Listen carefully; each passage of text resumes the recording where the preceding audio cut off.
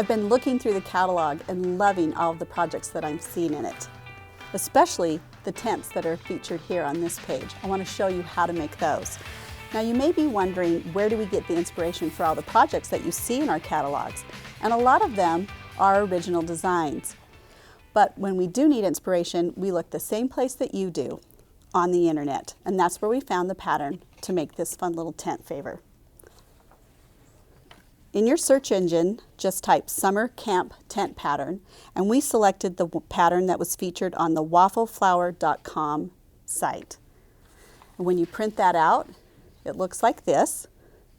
Now this was a little bit smaller than what we wanted to make the size of our tents, and so we made a couple of modifications.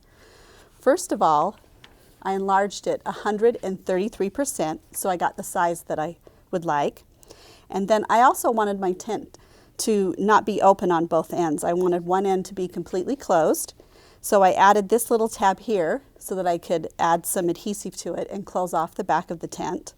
I also wanted the slit here in the front of the tent to be a little bit longer, so I drew that line just a tad bit longer there.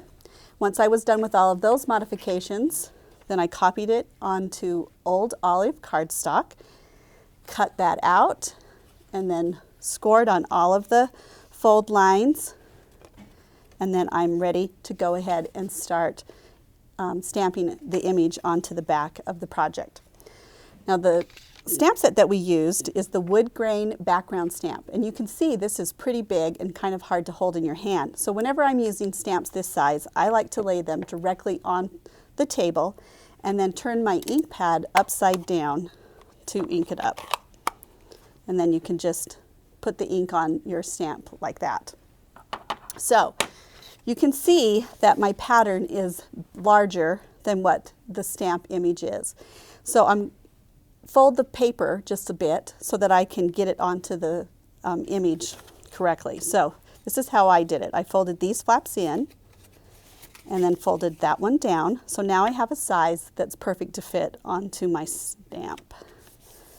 So I put that onto the stamp.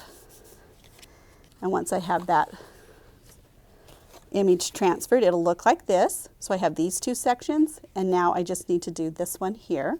So I'll fold it up exactly the same way again. And then I'll turn this around, and I will put the image on that way. And of course, I'm inking up my stamp in between. All right, and when I'm done with that, now I have all three sections that are completed.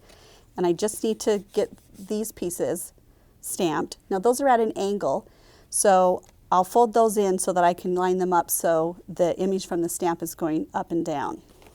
So to do that, I'll fold this bottom flap up like that, and the top flap down like that.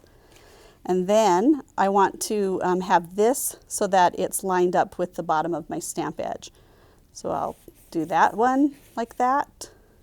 And then the other side, I'll just flip it around and do it so that the image is on there. And when I'm done, it looks just like this.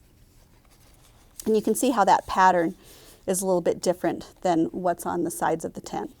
So then I would just cut the slit in the tent, and you'll fold those back just a little bit.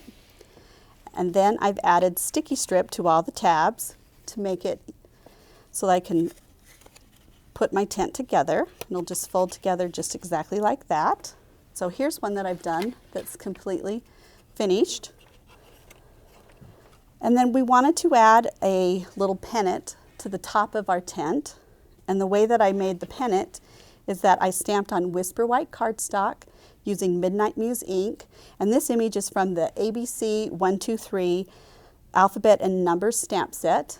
And then I punched it out using the 3/4 inch circle punch, and then layered it on top of a little triangle piece of Tangerine Tango cardstock.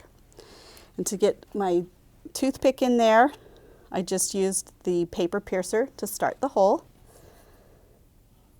and then that just fits in there like that. So this will make a perfect favor for a camping themed birthday party. And the last thing that you need to do is just put in some candy. Now your demonstrator can help you find any of these products that you might need in your supply so that you can make this. And if you don't have a Stampin' Up! Demonstrator, go to our website and you can find a demonstrator who's close to you. So have fun making this project, and until next time, happy stamping!